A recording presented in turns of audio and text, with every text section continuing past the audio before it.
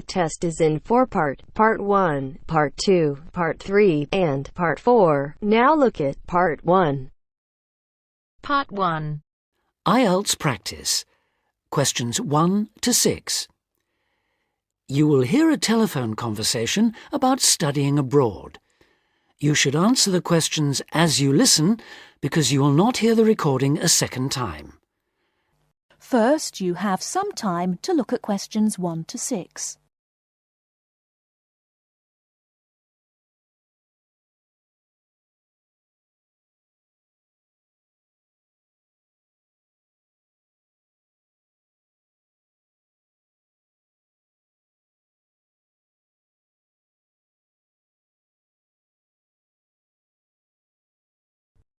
Listen carefully and answer questions 1 to 6. Hello, admissions guidance. How can I help? Hello. I'd like some information about studying at your university. Can you help me? Yes, of course. What course are you interested in applying for? International business. I already have a first degree from a university in my country. Fine. So you'd want to do a master's level course? Yes, that's right. OK. We offer an MIB course. That's a 12-month full-time course. I can send you details of that course, or you can download a PDF file from our website. Could you put it in the post, please? I don't have access to the internet at the moment. Could you tell me what qualifications I need for that course? Yes, for the MIB, you need a first degree. The minimum qualification is a 2-1 or a first. Okay. And in English language, you need a score of 7 or above in Ielts. That's not a problem. I have a 9. That's fine. Could you tell me the course hours and the semester dates, please? Yes, there's a total of 10 hours of lectures, seminars and tutorials a week, and there's an extended stay abroad at the beginning of the second semester. That involves spending a month at the national head office of a multinational corporation. Okay. And the semester dates are... just a moment... OK, the first semester starts on the 27th of September and ends on the 22nd of January, and the second semester runs from the 7th of February to the 27th of May. Can you tell me a bit more about the actual course content? Well, I don't know much about the course personally. I'm an admissions officer, but I can read the course description for you if you like. If you need to know more about the academic side, you'll need to speak to the course tutor. Thanks. I'd be very grateful if you could tell me as much as possible now. I'll just read the main points. It involves the advanced study of international organisations, their management and their changing external context. Students develop their ability to apply knowledge and understanding of international business to complex issues, both systematically and creatively, to improve business practice. Thank you very much. You're welcome. Now, if you could give me your name and address, I'll have full details of postgraduate courses sent to you. Okay. My name is Javed Iqbal. Before you hear the rest of the conversation, you have some time to look at questions 7 to 10.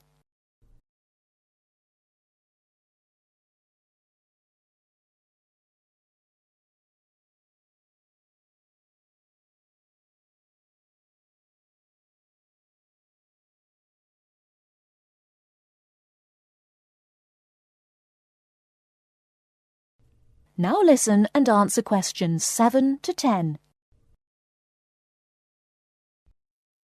Okay. My name is Javed Iqbal. That's Javed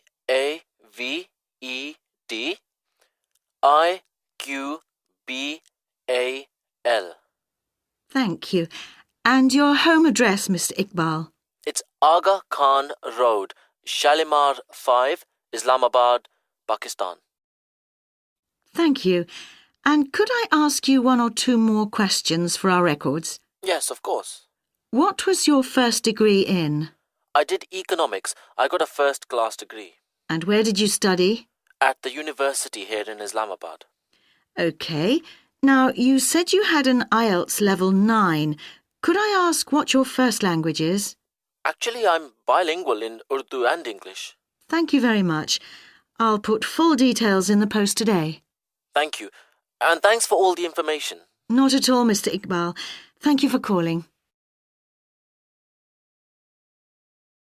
That is the end of part 1.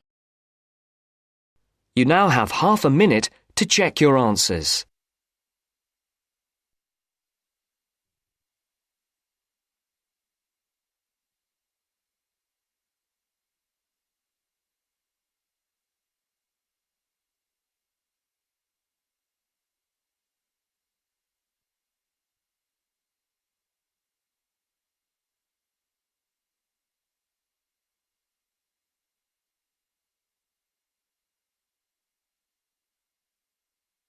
Now turns to part 2. Part 2. You'll hear 2 university students discussing a social science lecture they attended. First, look at questions 11 to 14.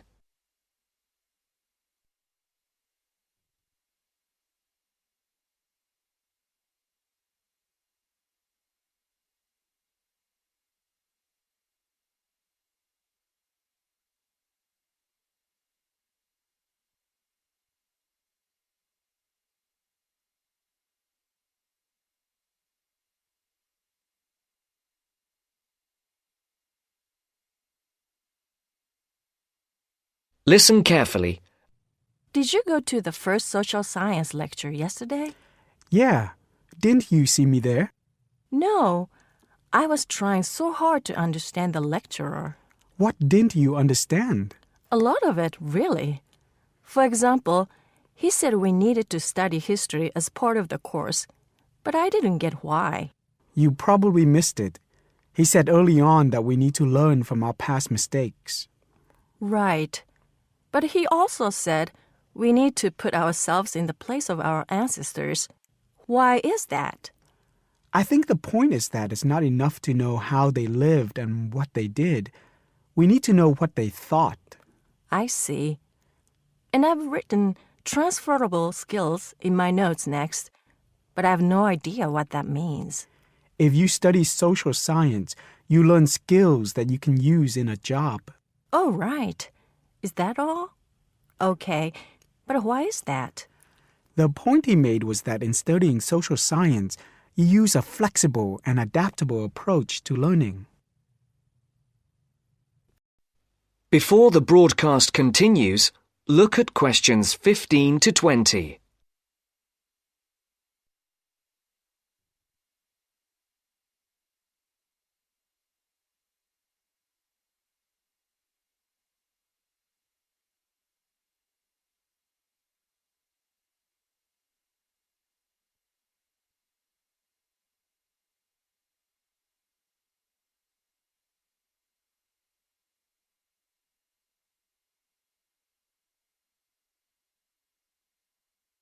You will now listen to the second part of the talk. He also kept mentioning all the other subjects we will need to study as part of the course. I didn't write them all down, did you? Some of them. I think I can make sense of my notes. The first one was anthropology, which he said would cover prehistory and archaeology as well. Okay. Then there's economics. I wrote down that this was not meant to mean that we will spend all our time looking at economic theory, but more that we need to see how humans behave. That's good. I don't think I could handle economic theory. He said something about education too, didn't he? Yeah. He said we'll be looking at how cultural information is handed down from one generation to the next through teaching children. He said we'd be focusing on geography too, but I can't really remember which aspects. Can you? I noted it down, I think. Here we are, yes, particularly in relation to urban planning. It's law that I got confused about. I didn't understand why he linked that to economics. I think he meant that laws affect the way wealth is distributed. That makes sense. Now, what are the science wars? Okay, I did get that. The science wars are about how social science collects information. In sociology and social work, and in social science generally, They can only study patterns of behavior and observe. If you compare that to the way scientists work in physics or chemistry, it's very different because they use specific experiments that can be tested and which give concrete answers. Social studies is often accused of being unscientific. That's all. Okay. But it still looks like a good course, doesn't it? You don't have any regrets, do you? None at all. I'm looking forward to it. That is the end of part 2. You now have half a minute to check your answers.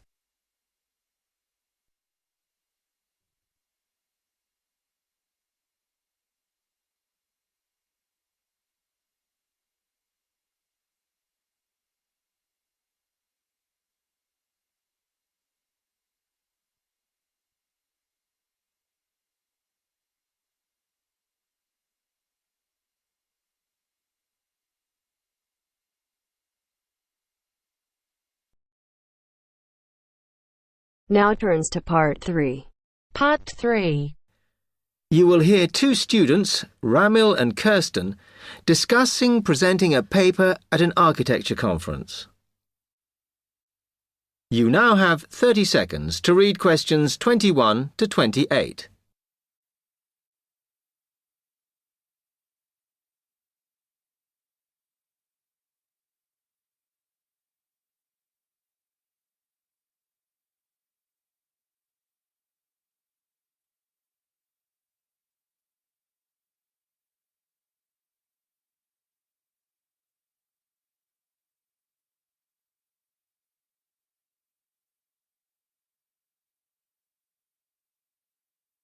Hi, Kirsten. Have you heard about that architecture conference in Oxford at the end of the year? Yeah, I saw the leaflet on the notice board. As it's my final year, I ought to try giving a paper, but I've got no idea how to go about it. Oh, I think you should go for it. I did one last year. It's quite straightforward. First of all, you need to see what the conference themes are. You know, what topics they're covering. You can do that by looking it up on the website. You need to submit a paper that falls into one of the categories they give you. Oh, that may give me some ideas. Then, while you're doing that, you should also have a look at the information on how to submit your paper. The rules, if you like, such as the length. It's important you follow those. I see. And then I suppose the next stage is to start writing it up.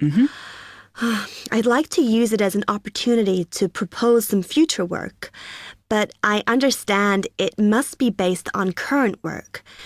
Still, there's plenty to choose from. It makes sense to do something that I'm more familiar with. Yes, and the other thing is, when you've written it up, then go back and look at your data carefully and make certain that you've presented it in a format that is standard for your subject. Remember, people have to absorb information very quickly while they're listening.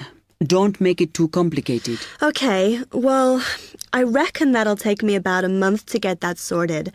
Then the next thing I have to do, I guess, before I send it off to the conference organizer, is give the whole thing to the events officer so that he can look through it and see if it all makes sense and is okay. Yeah. Remember to warn him that it's en route so he can fit it into his schedule. Oh. Then you're done, really. All you have to do after that is to go through it and sort out any changes you need to make. Then finally, you can submit it. You can do that online. Phew, good. Then I just wait to hear, I suppose. How long does that take? It depends, but usually about 6 weeks. Oh.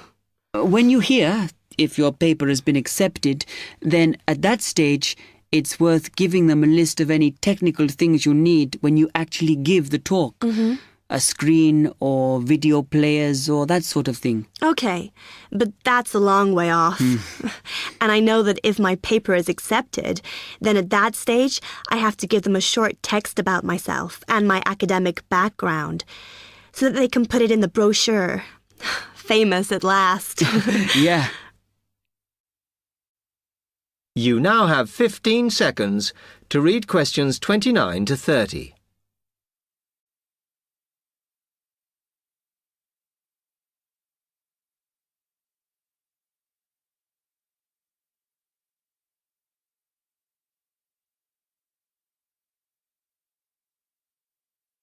Right, well, I've got to get a couple of things sorted if I'm going to get this paper completed. Have you got enough data? Possibly. I'd like to reinforce some of it, though, so I thought I'd send out some more questionnaires. I was looking at that thesis that Angela wrote last year, and she said you need a sample of over 100 to be sure of your results. I think some of this year's postgraduates are doing some of the same stuff as you on buildings. Why don't you talk to them? I'll end up getting confused. It would be more useful for me to actually go out to that site by the rail bridge to see how they're building the new factory. Oh. I managed to get hold of Professor Barnett at London University, and he said I should go out and take pictures. I'm pretty busy, but I'll have to make time. Anyway, what about you? What are your plans?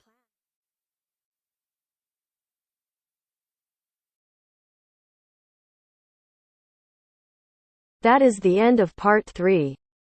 You now have half a minute to check your answers.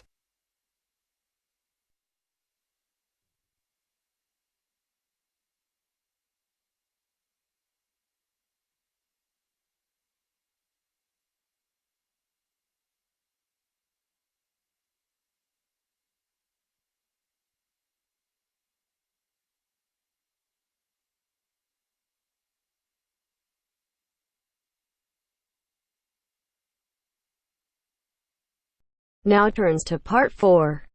Part 4. Now listen to the second part of the lecture. As you listen, complete the notes below. First, you have some time to look at questions 31 to 40.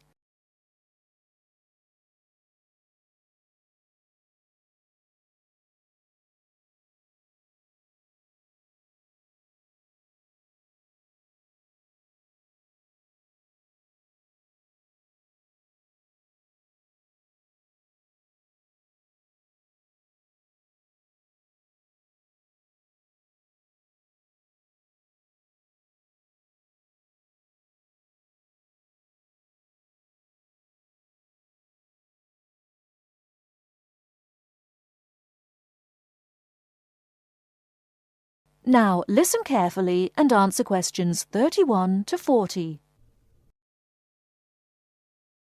Many typically American characteristics, individualism, self-reliance, informality, punctuality, and directness, are a result of those values mentioned earlier.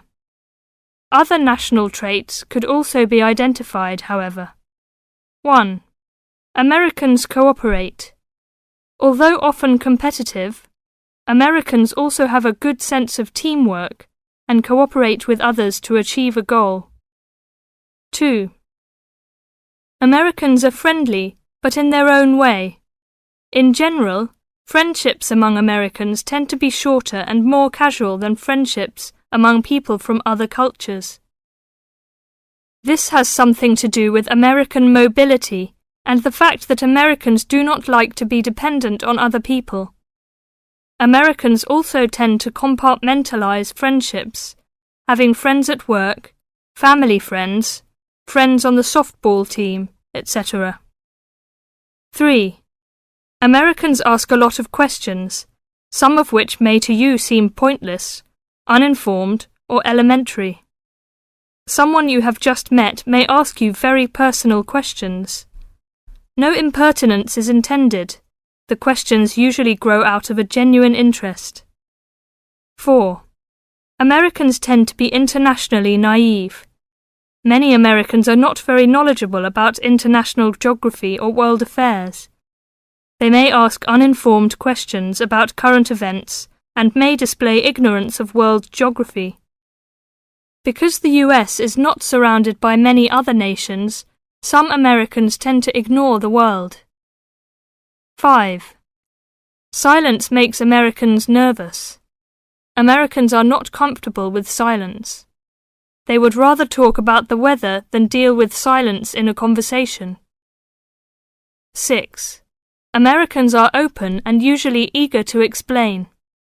If you do not understand certain behavior or want to know what makes Americans tick, do not hesitate to ask questions.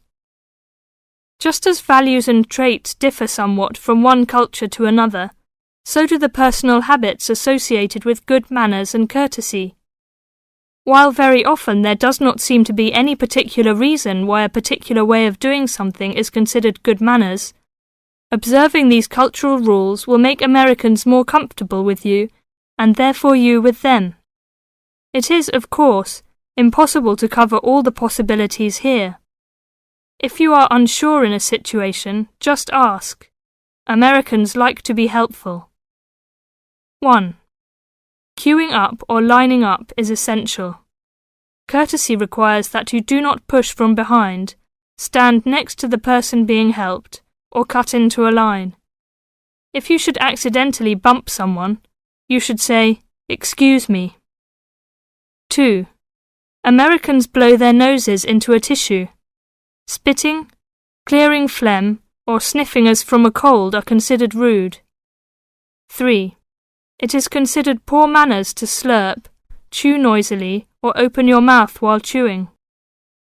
4. Questions are seen as a good way of getting acquainted, but questions about a person's age, financial affairs, cost of clothing or personal belongings, religious affiliations and sex life are considered too personal for questioning, except between very close friends. 5. Men generally do not hold hands or link arms in public with other men. This is somewhat more acceptable between women and quite common between men and women. Now, a few words about personal safety.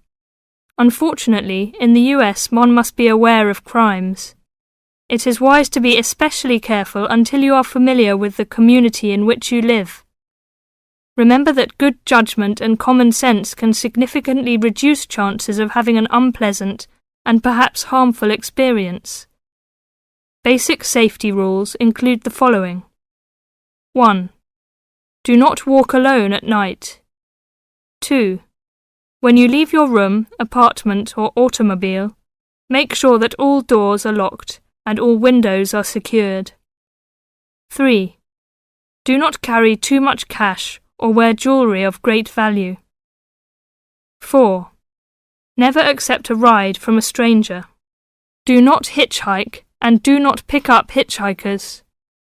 5. Be careful of purses and wallets, especially in crowded metropolitan areas, where there may be purse snatchers and pickpockets. 6.